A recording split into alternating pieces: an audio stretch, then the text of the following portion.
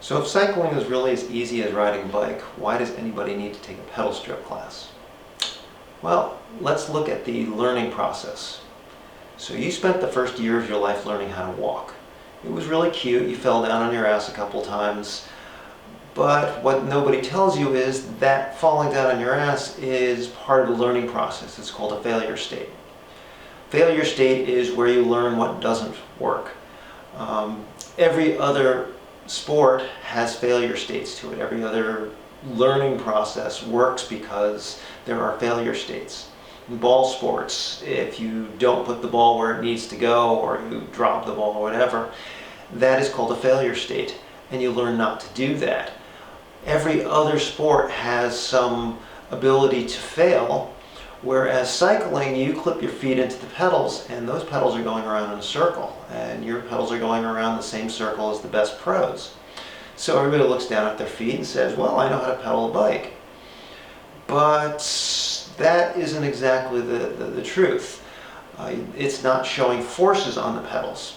Fortunately, there are now power meters that are capable of doing that. So that is a scan from a power meter. It's a Pioneer power meter that shows vectors. And what it shows is that this is clearly a person who's learned how to stand. Okay?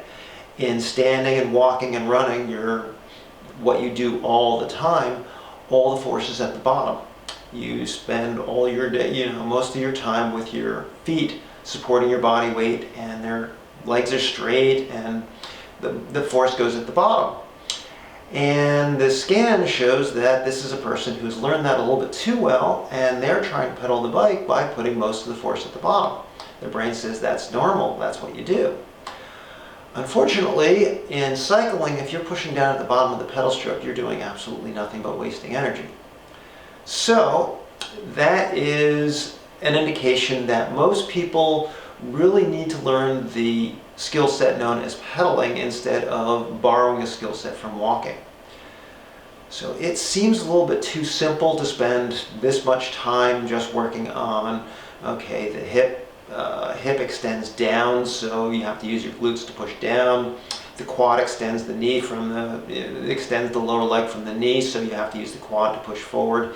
It seems a little too simple to spend this much time, but it will be the most useful thing you do on a bike because you're actually learning how to pedal the bike, not just borrow a skill set from walking. This is how simple this class is. I'm going to teach you how to use two muscle groups in two different locations. The glutes, largest muscle group you have, extend down from the hip. So the only thing they can do is they can push the femur down. They can push the pedal down. So you're thinking 1 o'clock to 4 o'clock, and you just get your body weight on that, femur extends down. That's what the glutes do. It's a very limited range. If you're still pushing down at 6 o'clock, you're completely wasting energy. Okay? Quads, vastus lateralis, big muscle in the quad, extends the leg forward. So the only thing it does is it pushes the pedal forward. So you're thinking 11 o'clock to 2 o'clock. But there's a little problem with that.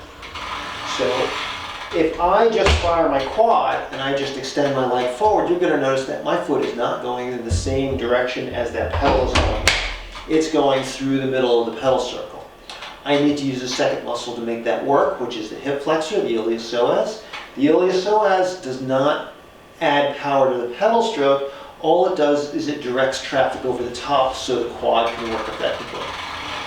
By the end of this pedal stroke class, you'll be able to use the quads from 11 o'clock to 2 o'clock and the glutes from 1 o'clock to 4 o'clock without really thinking about it.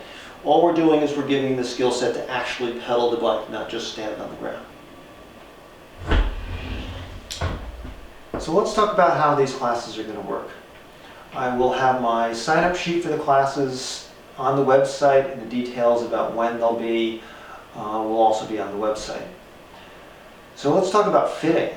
Fitting is the first part of pedal stroke. If you don't fit properly on the bike, the pedal stroke program can't work. I have fit a lot of people. If I've already done the fitting on you, then you're probably okay. If there's any question, my email address is eds@wheelworks.com. I will put the links down below. If you haven't been fit by me, I am doing all my fittings through Wheelworks.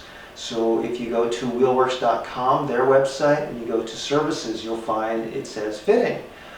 Sign up for a fitting. We need to get this done before the class starts. Lastly, there is setup for Zoom.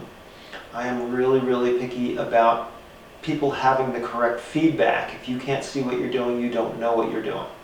So I did a separate video, which I'll also link in the comments below, and it is about how you set up the camera for the bike so that you can actually see yourself. I need you to be able to see everything from the bottom of the pedal stroke to at least part of your head. It doesn't have to be the whole thing, but that is very important. If we have your bike fit, we have you signed up, and we have your camera set up so that you can do the Zoom classes, then we are all set.